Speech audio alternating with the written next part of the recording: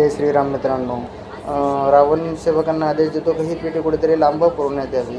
ती पेटी लांब पुरतात ते जनकराजाच्या शेतात. जनकराजाने ते शेत एका ब्राह्मणाला, म्हणजे जो मागच्या जन्मी पद्माक्ष राजा होता त्यालाच दान दिलेलं असतं.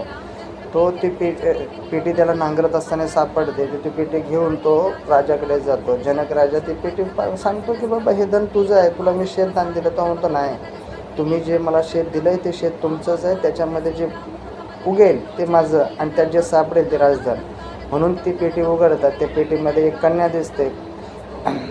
जनक राजाला पहिली कन्या असते उर्मिला. ही दुसरी कन्या म्हणून तिचा स्वीकार करतात. तिचं नाव जानकी अर्थात सीता ठेवण्यात येतं.